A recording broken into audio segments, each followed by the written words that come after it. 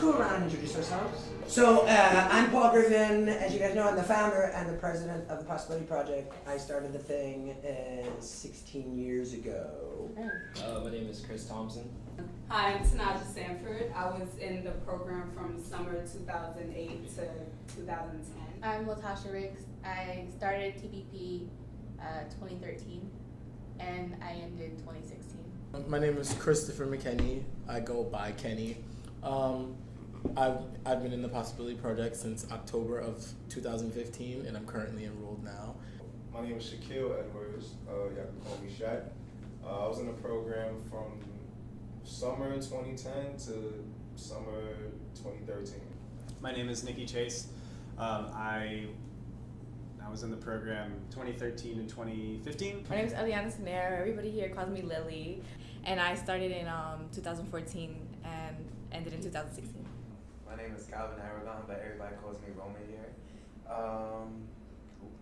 I was in the Possibility You Project. still don't know why, though. I figured out 2012 to 14. My name is Kaylee Williams. Everybody calls me Kay. I started last year, 2015, and I'm currently continuing in the program. Basically, what we're doing, the whole aim of the program, right, is it's not the performing arts. That's the vehicle, right? It's about change, right? Yeah. Creating change, personal change, social change, and where those two intersect. And of course, when you try out, you guys all know that we don't choose anyone on the basis of talent. No offense. No, we're not looking at that at all, right? We're looking at like who needs this opportunity, right? Who's probably not getting a chance to do things, and who do we think really wants to make a difference? That's really all that we're looking at.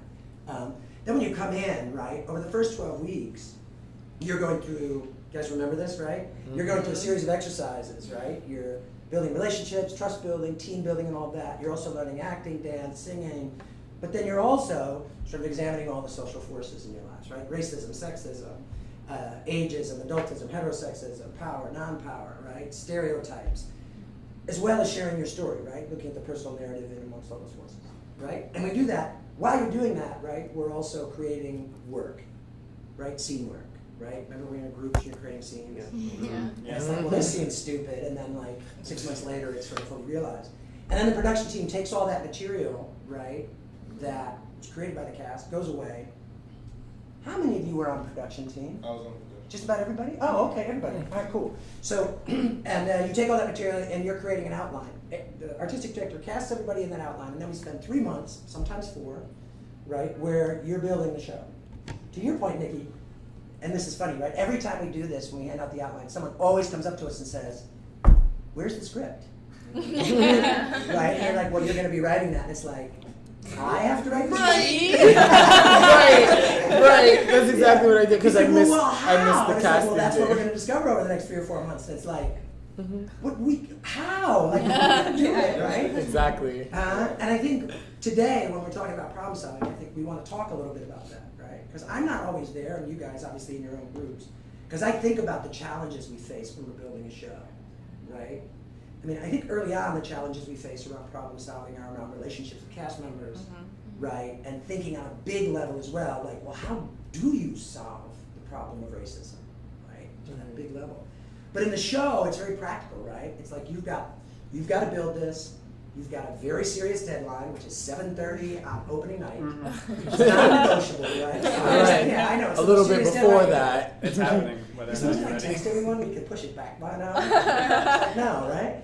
And so there's that, right? And then after we do the show, we do community action projects, right? Yeah. We push a little further, where it's like, you guys decide what issues you want to deal with, and then how you can make an impact on that. And that's I love those two. the community action projects. Yeah, they're cool, right? And I think it's great, because we always say it's really wonderful to do a show, and when we organize an audience to listen to everybody, that's one thing. But when you have to start from scratch, and over 4 or 6 weeks get out there and do something to make a difference, that's a little more difficult. Yeah. Yes? It's like you walking the walk. That's Yeah. right. You can't just talk the talk. That's right. In high school, I was looking for something to do, so I just came across the program, and I thought, all right, this is a theater program. I can act, and I'm kind of funny, so let's do it. Then I went to the audition, and it was a series of political questions and social issue questions, something I did not even expect would come across, and some things I didn't even think about before I even went to the audition. So I didn't know at all. I just thought it was going to be just your typical theater program. Yeah, I thought it was gonna be like a regular, like we're gonna put on the Wizard of Oz or something. Exactly. and then Megan's like, no, we're gonna do a show about our lives, and I'm like, whose life? Yeah. What? Me? Mine? No, that's not. Were you prepared for it, or did you understand how difficult it was going to be? No. Wow, this is like, for me, like I'm gonna have to open up who I am here, and that was hard. Yeah, I don't think the word rehearsal really describes what you're going to be doing Yeah. on day Yeah. one. Like, it's not like you're handed something and said, this is what you're going to be doing. It's, let's do a bunch of stuff that you've probably never done before, and then we'll go from there over the next, like, 6 or 8 months. Let's make Exactly. you cry for You an guys- hour. So let's go back to the beginning, though, right? When we're first starting. Talk to me just about in the beginning, right? When you first come into the program and you're confronting all of the things like the overwhelming experience of doing all these activities. Where are you thinking about? Where are you at? Like, what's that experience like? I say for me, like I started the rehearsal. I mostly remember is my first rehearsal because I had came in and my cousin was in the program prior to me, and she invited me, so I got in, whatever, and I was like, okay, let me go, and all I saw was a group, like I was in the Saturday cast starting, and it was a lot of people in one space, and I just didn't know how to interact, and I was going through stuff in school, so I didn't know like what's a clique or like, you get what I'm saying, like, and I didn't know how to blend in with everybody, so I'm like, hi, like it was a nervous thing, and it's a nervous experience, and most importantly, it was just a group of people trying to figure out why they're here. That's what it feels like. Nikki? I think it was one of the first times I'd ever thought about like putting faces to victims of things that I've heard about, and it was really eye-opening to think that I wasn't alone in whatever I was going through, and then to also see that there were people who weren't alone as well. And I remember on the first day that I came, I don't know if it was the first rehearsal or the second rehearsal, and only time, like you said, only time you hear these stories are on the news, in the movies, or just anonymous writing. And then you read these stories, in particular, there was a story about someone who was openly homosexual, right? And this was my first experience, like knowing someone who was openly homosexual, coming from a Jamaican family where we don't really, was taught to not really interact with them. And then learning his story, learning that he was jumped because of it, or being made fun of because of it, just being attacked just because of the person who he was, So that was overwhelming, just learning that darker aspect of that person's life, and it gave me a sense of empathy towards him, and it opened my mind up to really think about how everyone has a story. You never think that everyone really has a story until you interact with them, and I think that's really important. That's the thing I learned most about being here, just interacting with people and learning who they are, because everyone is human and everyone has a story.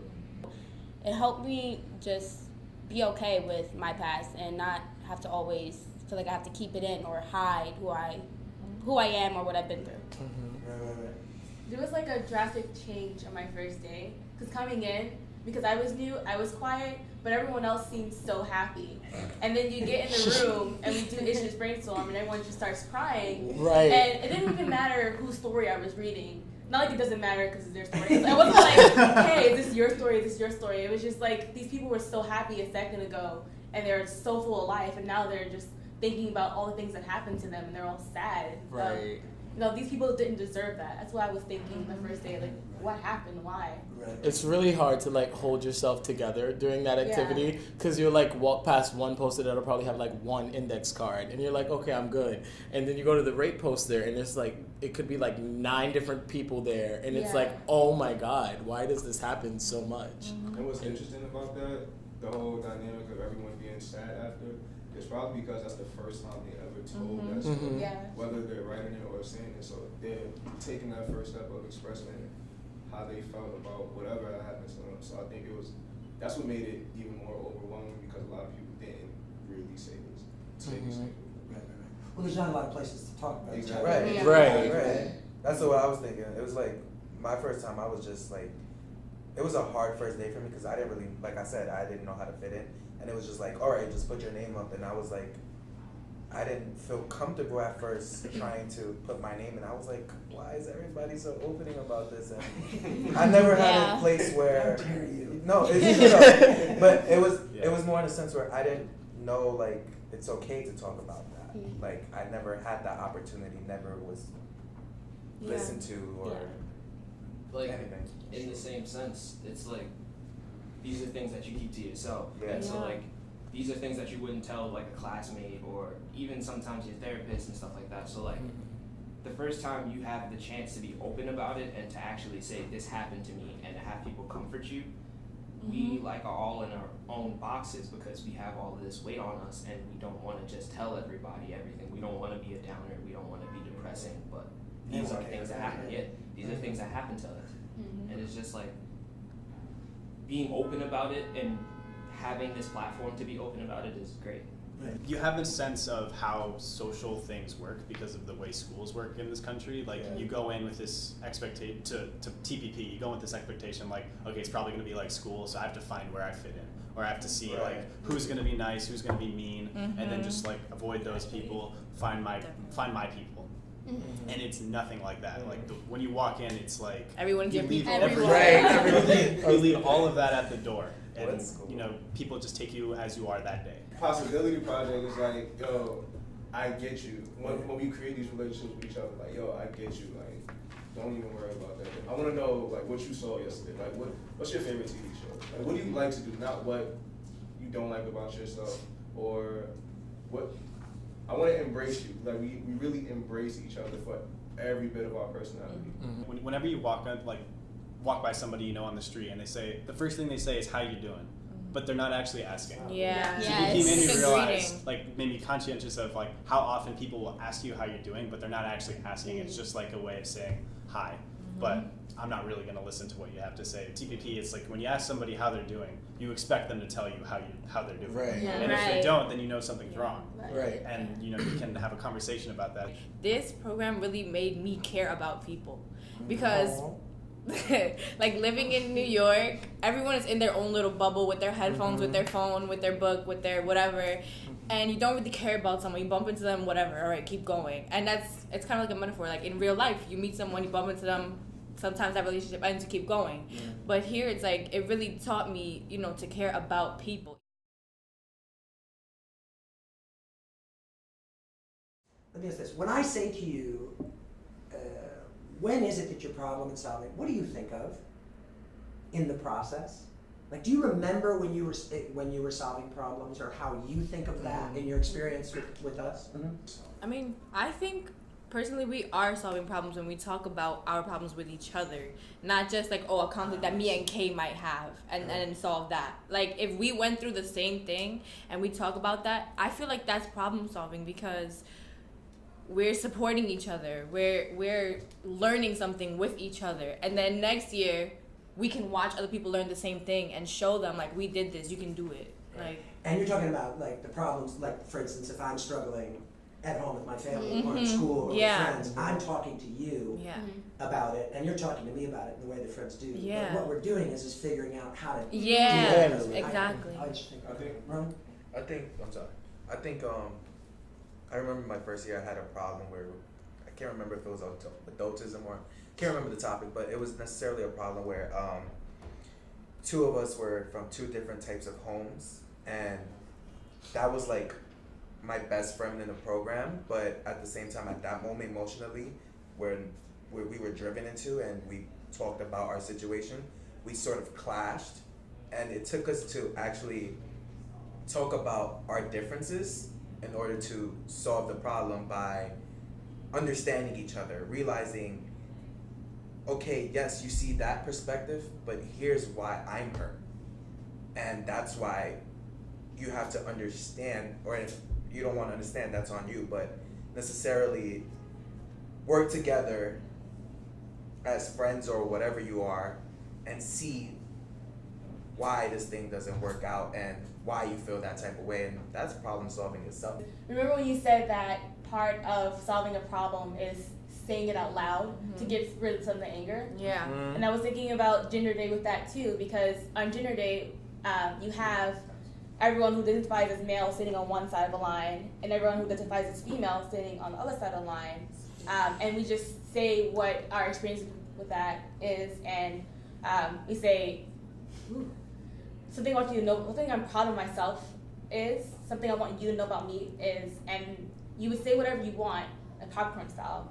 But like things like that, it makes you think like, hey, I said this comment before, maybe she like was hurt by that, maybe he was hurt by that, like our standing declares as well, like, hey, my friend said this joke one time and I didn't say anything, but maybe next time I know that there's people around me who are hurt when people say these things. Yeah.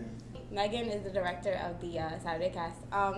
Megan has just taught me so many things that I can take outside of the program to work with.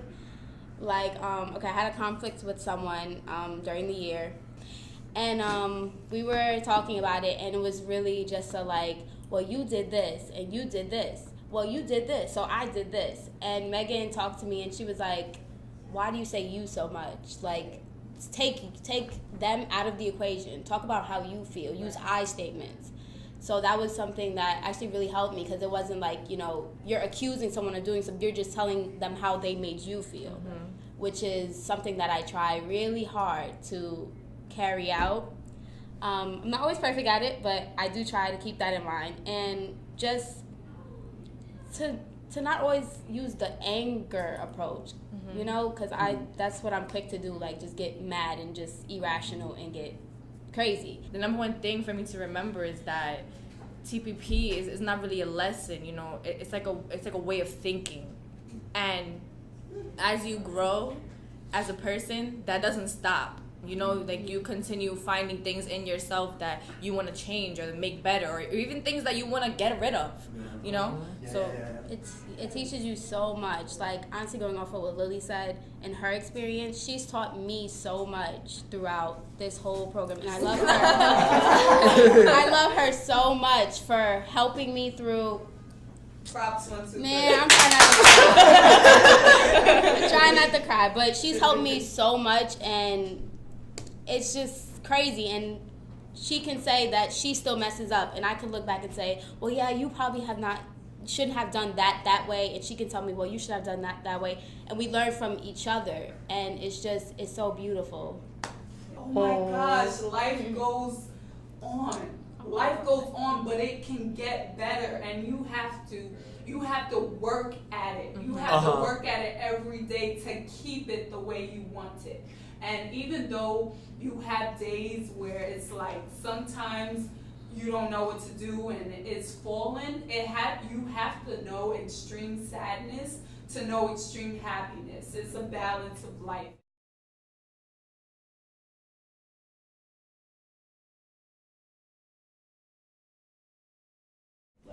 Let's talk about the show.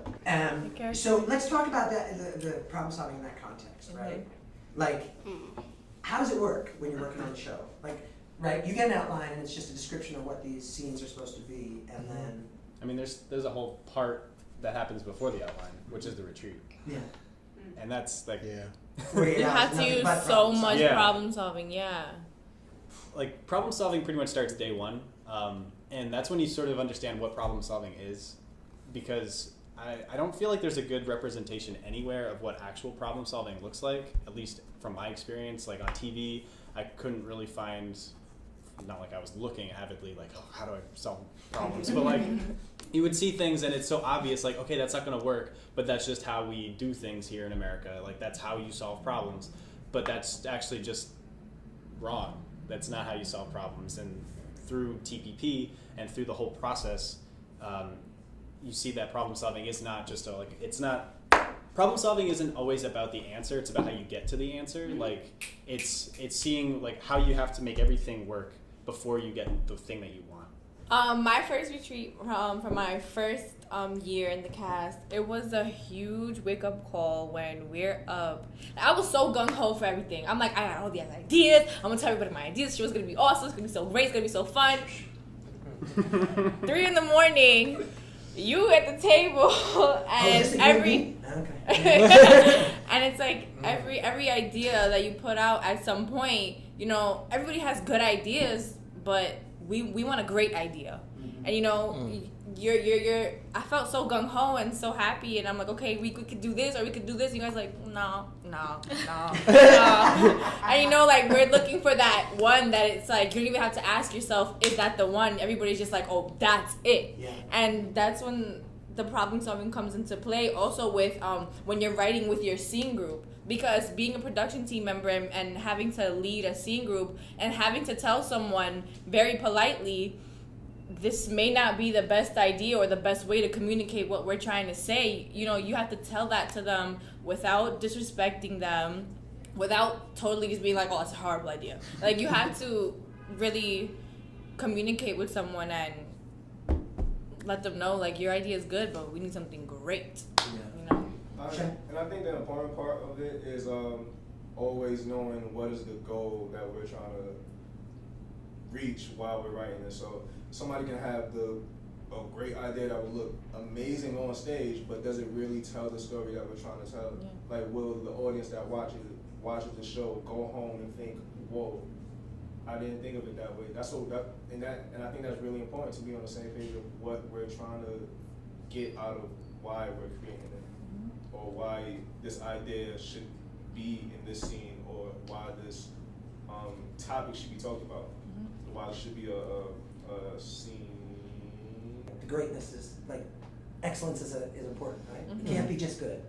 Yeah, like, I mean, I feel like that's true too. You guys, I feel like that. Yeah. Like when I invite people to come to the shows and to see the shows, I'm telling them, oh, you know, first of all, when I say I'm part of a program, people are like, oh, are you bad? Like, what'd you do? And I'm like, no.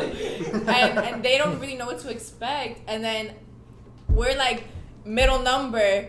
We just sang our last note and we're like staring at the audience. I see like my teacher crying, and they're like, and I'm like, it's such a feeling of satisfaction that you're like, okay, these people really understood what we were saying, and they came in here thinking that we were gonna, like you said, like perform the Wizard of Oz or something, and then they leave and they're like, these are people. They're not kids, or you know, they think like we think. You know, they really get a good understanding of you.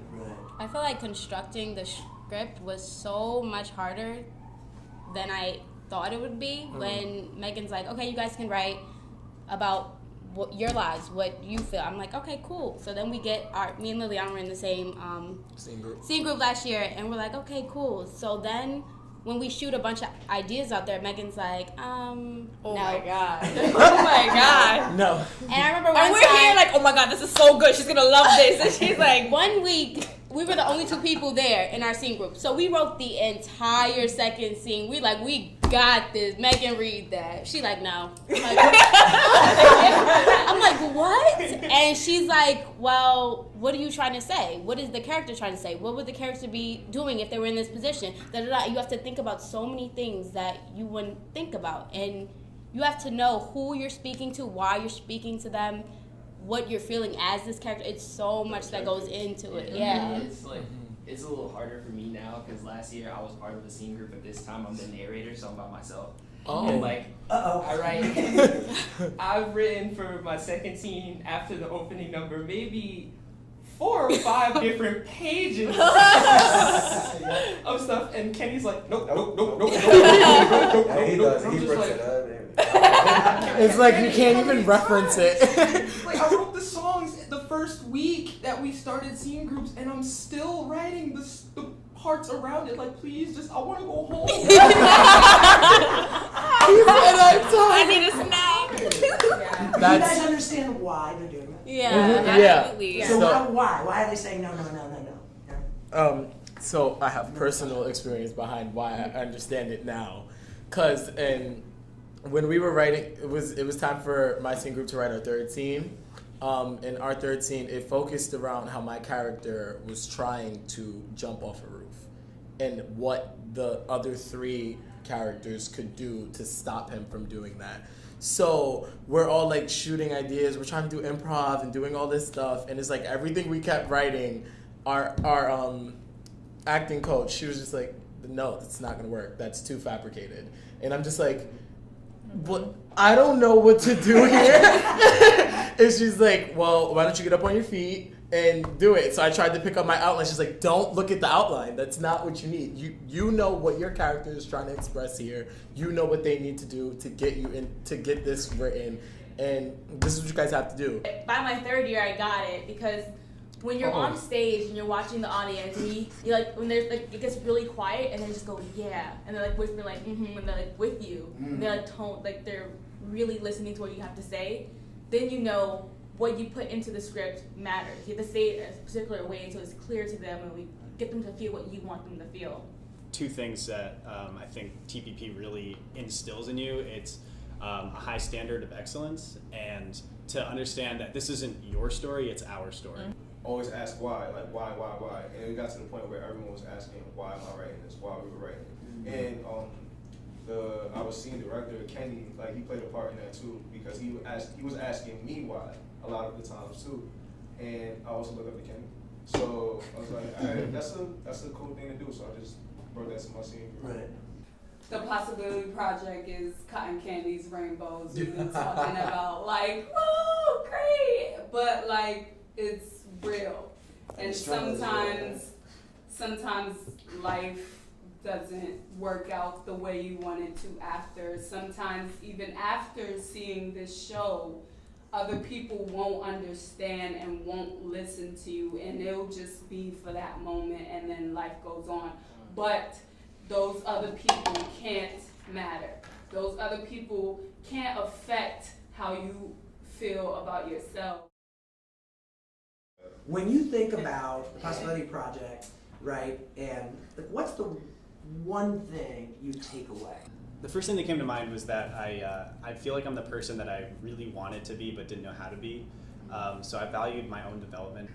I came out of my shell, and I feel like a lot of the people, especially my Kenny, my artistic producer, like actually care. Like besides just rehearsal is done, you can go home. I don't care about your life anymore. Bye. I extracted your story from you. Goodbye. Like people actually care, and like that really means something to me. The word I want to go with is optimism. Oh. I say like unity. Friendship and She said friendship. I don't know. Just to be able to get through obstacles and have people around you to support you. And it helps me be more honest with my sisters, just like my family, my blood sisters.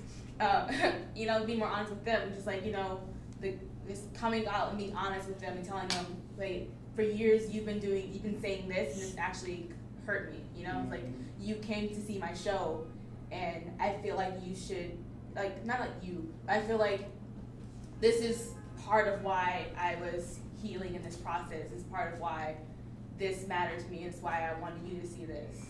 Things like that.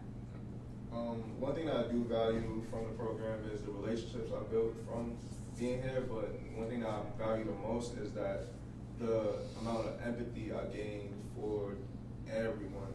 And I remember being here when I was a teenager or becoming an adult, trying to tell the stories that me as a young person and us as young people go through. And anytime that I see a teenager, whether they're wilding out or they're doing something good, I just think to myself, like, they have to have a story. They